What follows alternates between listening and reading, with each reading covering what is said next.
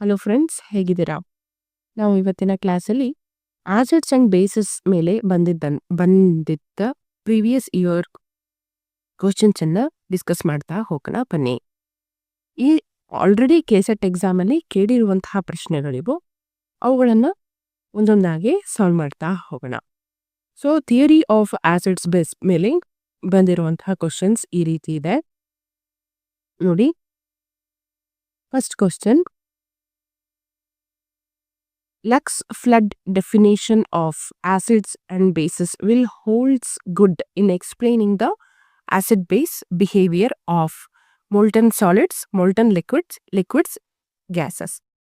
So here option A is correct answer, molten solids.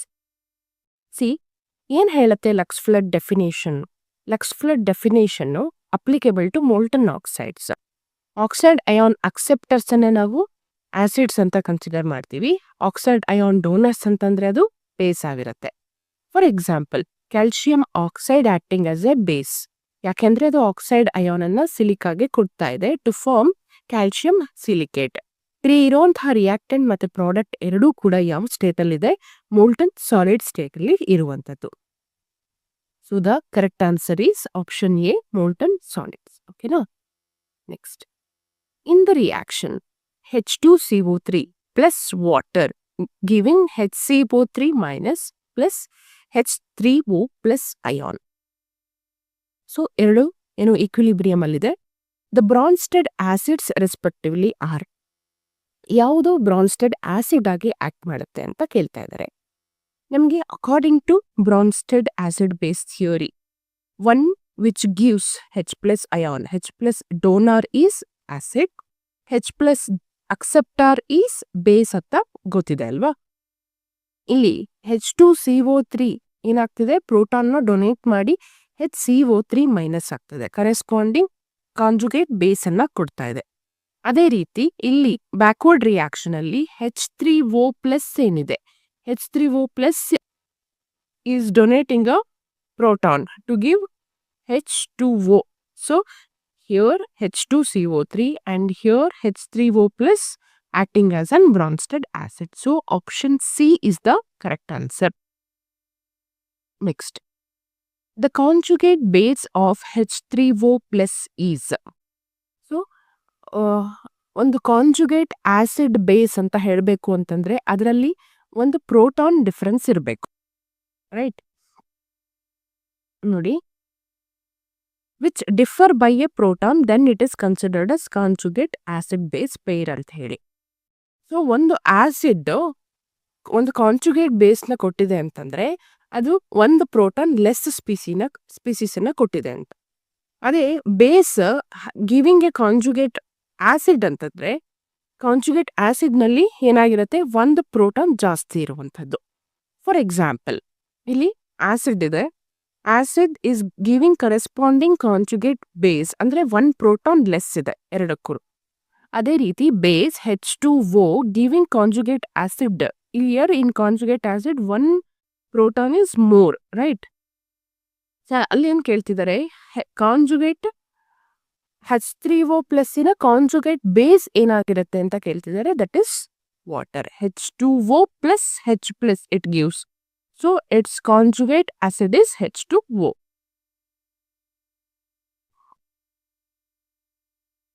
Sorry, conjugate base is H2O. Then, which of the following species is amphoteric ಅಂತ ಕೇಳ್ತಿದ್ದಾರೆ. Amphoteric ಅಂದ್ರೆ ಏನು? One which donates H plus as well as accepts H plus accordingly. ಸಂದರ್ಭಕ್ಕೆ ತಕ್ಕ ಹಾಗೆ ಅದು behave ಮಾಡುವಂಥದ್ದು. So the best example is water here. So remaining everything H2CO3 ಇರ್ಬೋದು, H2SO4 ಇರ್ಬೋದು, HCl ಇರ್ಬೋದು, they acts as an acid, proton donors.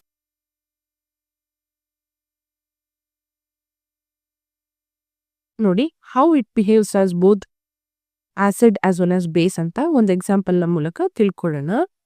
When it is treated with base ammonia, so it loses a proton to form OH minus. Water proton ಅನ್ನ loss ಮಾಡಿಕೊಂಡು OH minus ಆಗುತ್ತೆ, plus NH4 plus ion accept ಮಾಡಿಕೊಂಡು proton ಅನ್ನ NH3 ಏನಾಗುತ್ತೆ? NH4 plus ಆಗುತ್ತೆ. ಅದೇ ರೀತಿ H2O accepts a proton from HCl to form H3O plus Cl minus. Right.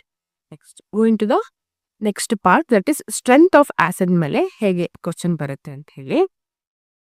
So ಇಲ್ಲಿ ಕೊಟ್ಟಿರುವಂತಹ ಆಸಿಡ್ಗಳಲ್ಲಿ ಯಾವುದು ಸ್ಟ್ರಾಂಗೆಸ್ಟ್ ಆಸಿಡ್ ಅಂತ ಕೇಳ್ತಾ ಇದ್ದಾರೆ. Here option D is the correct answer. ನೋಡಿ, one which has higher oxidation state, it acts as a strongest acid, right? So HClO4 has +7 oxidation state. ನೋಡಿ, more number of oxygen item ಜಾಸ್ತಿ ಆಗ್ತಾ ಹೋದ ಹಾಗೆ ಅದರ ಎಲೆಕ್ಟ್ರೋನೆಗೆಟಿವಿಟಿ ಜಾಸ್ತಿ ಆಗುತ್ತೆ.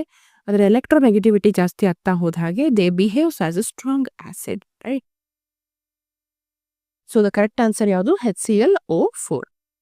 Next, how nitric acid behaves when dissolved in acetic acid ಅಂತ ಕೇಳ್ತಾ ಇದ್ದಾರೆ. ಅಸಿಟಿಕ್ ಆಸಿಡ್ ಅಲ್ಲಿ ಡಿಸಾಲ್ವ್ ಆದಾಗ ಆಕ್ಚುಯಲ್ ಆಸಿಡ್ ನ ಬಿಹೇವಿಯರ್ ಚೇಂಜ್ ಆಗುತ್ತೆ. ಯಾಕೆ ಚೇಂಜ್ ಆಗುತ್ತೆ?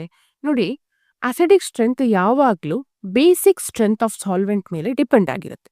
ಯಾವಾಗ ಬೇಸಿಕ್ ಸ್ಟ್ರೆಂತ್ ಡಿಕ್ರೀಸ್ ಆಗುತ್ತೋ automatically acidic strength of that particular species ಕೂಡ ಆ ಸಾಲ್ವೆಂಟ್ ಅಲ್ಲಿ ಅಂದ್ರೆ ಅಸಿಟಿಕ್ ಆಸಿಡ್ ಅಲ್ಲಿ ಡಿಕ್ರೀಸ್ ಆಗುತ್ತೆ. See here you can see the reaction here. Nitric acid dissociates to give H+, right? So CH3COOH water ತರ ಅಲ್ಲ. It can't readily accept that extra proton.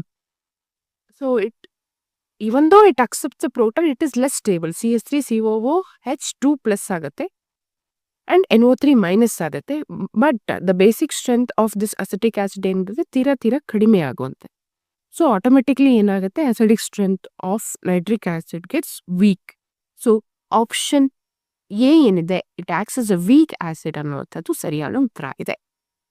Then the compound that behaves as an acid in anhydrous sulphuric acid is. Sulphuric ಆಸಿಡ್ಗೆ ಹಾಕಿದಾಗ ಯಾವುದು acidic nature ಅನ್ನ ತೋರಿಸುತ್ತೆ ಅಂತ ಕೇಳ್ತಾ ಇದ್ದಾರೆ.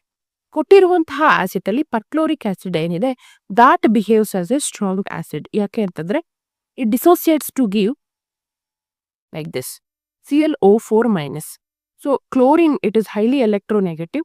So it stabilises the chloride, ಏನು ಆನಯಾನ್ ಇದೆ ಅದನ್ನ ಸ್ಟೆಬಿಲೈಸ್ ಮಾಡುತ್ತೆ because of higher electronegativity nature of this Cl.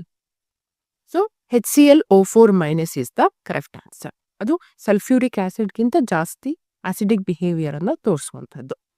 Next, the most basic species among the following in glacial acetic acid is. Sodium fluoride ಕೊಟ್ಟಿದ್ದಾರೆ, ಸೋಡಿಯಂ ಹೈಡ್ರಾಕ್ಸೈಡ್ ಕೊಟ್ಟಿದ್ದಾರೆ, sodium amide ಕೊಟ್ಟಿದ್ದಾರೆ, sodium methoxide ಕೊಟ್ಟಿದ್ದಾರೆ. Here the option D sodium methoxide ಏನಿದೆ ಅದು correct answer. ನೋಡಿ, CH3O- and Na+ ಅಲ್ವಾ? ಅಂದ್ರೆ ಈ ಮಿಥಾಕ್ಸೈಡ್ ಅಯಾನ್ ಏನಿದೆ it is acting as a strong base. ಅಂದ್ರೆ it can readily accept the proton. So it is the correct answer. ಮತ್ತೊಂದು ಏನಪ್ಪಾ ಅಂತಂದ್ರೆ it dissociates to give weak conjugate base, weak conjugate acid. So methoxide ಏನಿದೆ that is giving weak acid. So option D is the correct answer. Next, super acid which is known as a magic acid is a solution bows. Magic acid ಅಂತಾನು ಕರಿತೀವಿ, super acid ಅಂತಾನು ಕರಿತೀವಿ. ಯಾವುದನ್ನ ಕರಿತೀವಿ ಅಂತ ಕೇಳ್ತಾ ಇದ್ದಾರೆ. So here the correct option is option B HSO3F and antimony pentachloride ಏನಿದೆಯಲ್ವಾ ಅದು. Option B is the correct answer. ಯಾಕೆ ಇದನ್ನ ಮ್ಯಾಜಿಕ್ ಆಸಿಡ್ ಅಂತ ಕರಿತೀವಿ ಅಥವಾ ಸೂಪರ್ ಆಸಿಡ್ ಅಂತ ಕರಿತೀವಿ ಅಂತಂದ್ರೆ ಇದು ಕಾರ್ಬೋಕ್ಯಾಟಯನ್ನ ಕೂಡ ಎಫಿಷಿಯಂಟ್ ಆಗಿ ಸ್ಟೆಬಿಲೈಸ್ ಮಾಡುತ್ತೆ. ಮತ್ತೆ it acts as a even it can protonate the hydrocarbons ನ ಕೂಡ ಪ್ರೋಟೋನೇಟ್ ಮಾಡುವಂತಹ ಎಬಿಲಿಟಿ ಇದಕ್ಕೆ ಇರುವಂಥದ್ದು. ಹಾಗಾಗಿ it is called as magic acid as well as super acid. Sulphuric ಆಸಿಡ್ಗಿಂತ ಜಾಸ್ತಿ ಅಸಿಡಿಕ್ ನೇಚರ್ನ ಹೊಂದಿರೋದ್ರಿಂದ ಅದನ್ನ ಸೂಪರ್ ಆಸಿಡ್ ಅಂತ ಕರಿತೀವಿ. ಮತ್ತೆ ಮ್ಯಾಜಿಕ್ ಆಸಿಡ್ ಅಂತ ಯಾಕೆ ಕರಿತೀವಿ ಅಂತಂದ್ರೆ it can even stabilise the carbocation and it can protonate hydrocarbons. That's Y.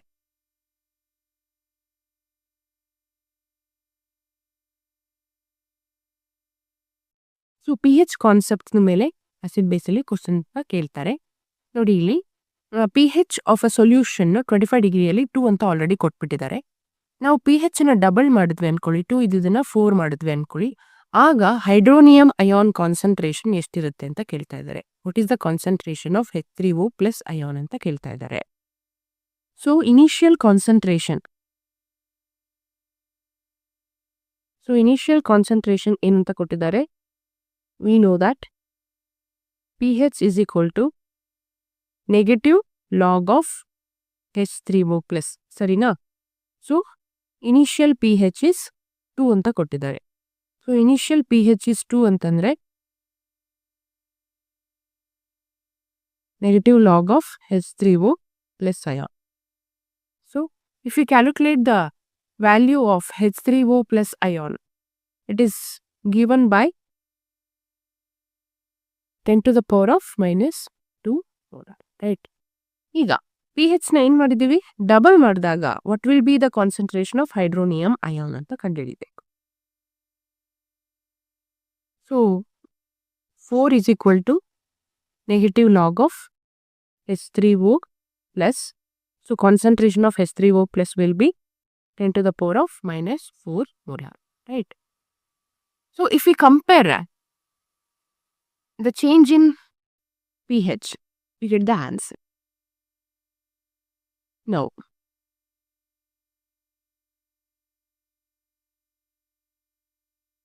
ಏನು H3O ಪ್ಲಸ್ ಕಾನ್ಸಂಟ್ರೇಷನ್ ಹೊಸದಾಗಿ ಏನು ಸಿಕ್ಕಿದೆ, by H3O plus concentration initially ಎಷ್ಟಿತ್ತು, ಅವುಗಳ ರೇಷಿಯೋವನ್ನು ತಗೊಂಡಾಗ ನಿಮಗೆ ಸರಿಯಾದ ಉತ್ತರ ಸಿಗುವಂಥದ್ದು. 10 to the power of minus 4 ಹೊಸದು, 10 to the power of minus 2 ಹಳೆದು. So that gives 10 to the power of minus 2. That can be written as 1 by 100. So see here. So concentration is, initial concentration is decreased by 100 times, right? So initial concentration ಏನಾಗಿದೆ, it is decreased by 100 times. So option D is the correct answer ಆಗಿರುವಂಥದ್ದು. Next.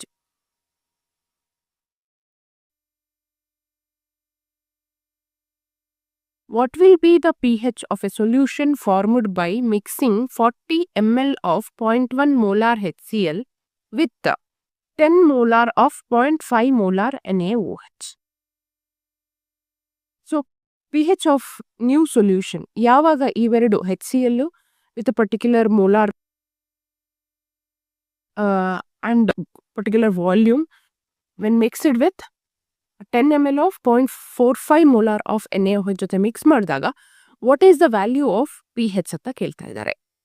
See, first we need to calculate number of moles, right? So number of moles ನ ಕಂಡುಹಿಡಿಬೇಕು. ಯಾವುದ್ರದ್ದು? both HCl as well as NaOH. So first NaOH, HCl ನ ಕೊಟ್ಟಿದ್ದಾರೆ.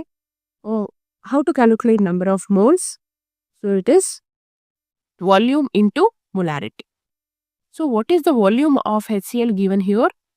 40 ml into molarity is given 0.1 molar.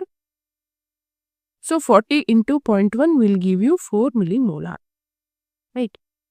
ಅದೇ ರೀತಿ number of moles of NaOH is given by 10 into 0.45 molar, that is 4.5 millimolar. Now we need to determine which is the limiting reagent here when compared to these two. So HCl ದು number of moles ಏನಿದೆ ಕಡಿಮೆ ಇದೆ, so it is acting as a limiting reagent. ಹಾಗಾದ್ರೆ what is the NaOH given here in excess? ಎಷ್ಟು excess ಇದೆ NaOH? So NaOH in excess is number of moles of NaOH. How much it is excess? Number of moles of NaOH minus number of moles of HCl. That is 4.5 minus 4 is equal to 0.5 millimolar excess. ಹೌದಾ? None. Then what is the total volume of the solution? Total volume of both HCl and NaOH, 40 HCl, 10 ml NaOH. So 40 plus 10 is 50 ml, right? ಹಾಗಾದ್ರೆ 50 ml total volume ಅಲ್ಲಿ what is the concentration of this NaOH ಅಂತ ಕಂಡುಹಿಡಿಬೇಕು. That is calculating the concentration of OH minus ion. So what is the excess of NaOH? That is 0.5, right? In total volume, that is 50. That is given by 0.01. ಇದು concentration of OH minus which is present in excess in solution. ಈಗ ನಾವು POH ನ calculate ಮಾಡ್ಬೋದಾ? POH is equal to negative logarithm of OH minus ion. So negative logarithm of 0.01. It gives you the value 2. So ಇಲ್ಲಿ ಕೇಳ್ತಾ ಇರೋದು ಯಾವುದು? pH ನ value. So we know that pH plus POH is equal to 14, right? So POH already ಸಿಕ್ಕಿದೆ ಎಷ್ಟು? 2. So 14, pH is equal to 14 minus 2, that is 12. Final answer is 12. So the option A, 12 is the correct answer. Okay.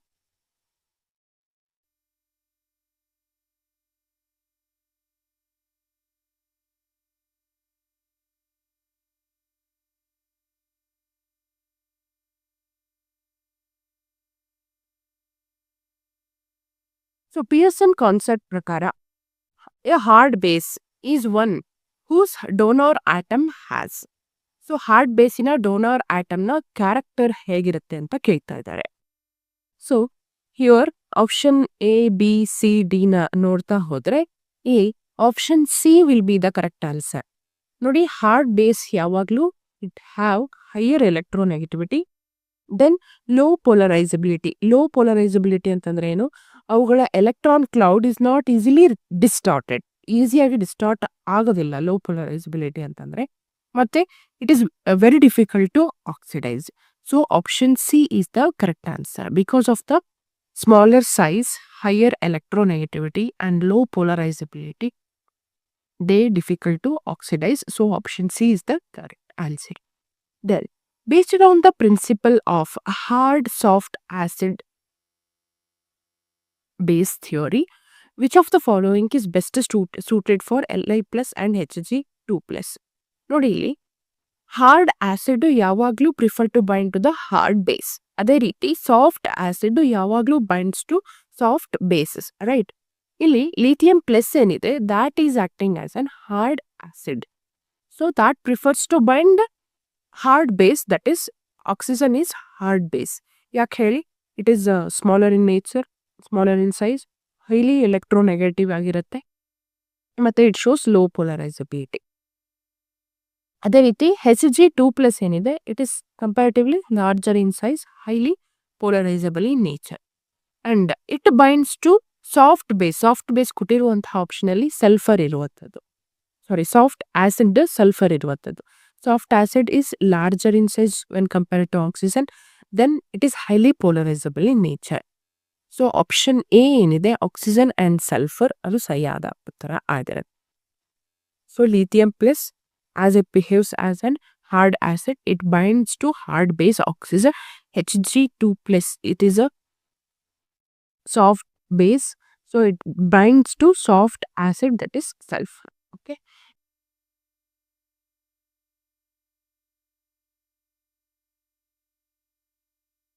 So Hg2 plus is a soft acid, it binds to soft base, that is sulfur.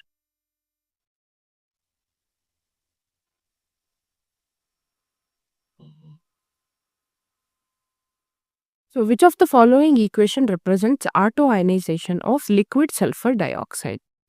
ಇಲ್ಲಿ ಕೊಟ್ಟಿರುವಂತಹ option ನಲ್ಲಿ option D ಏನಿದೆ ಅದು correct answer. SO2 dissociates to give SO2 plus and SO3 2 minus. If you put 2 here, it will be okay.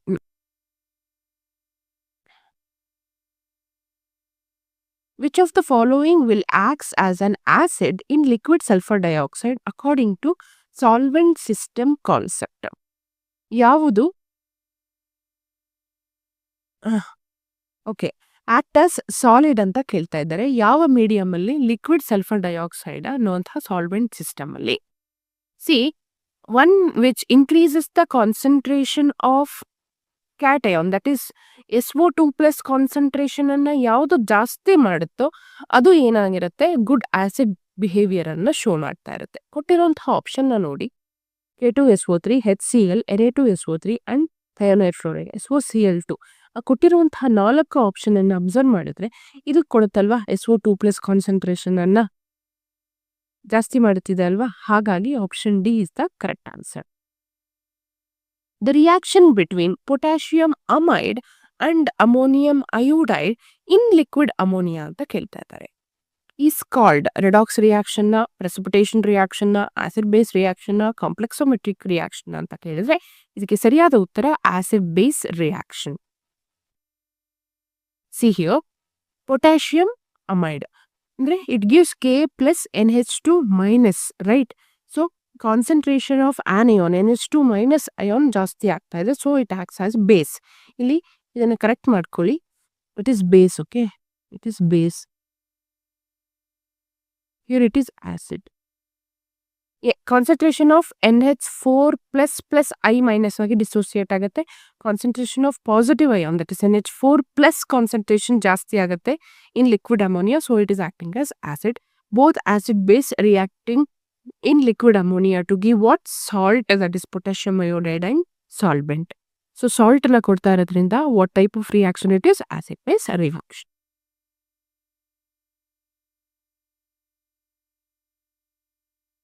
There. The reaction of sodium amide with liquid ammonia gives. ಇಲ್ಲಿ options ಅನ್ನ ಸರಿಯಾಗಿ ಕೊಡದೇ ಇರೋದ್ರಿಂದ ಇದಕ್ಕೆ grace marks ನ ಕೊಟ್ಟಿದ್ರು.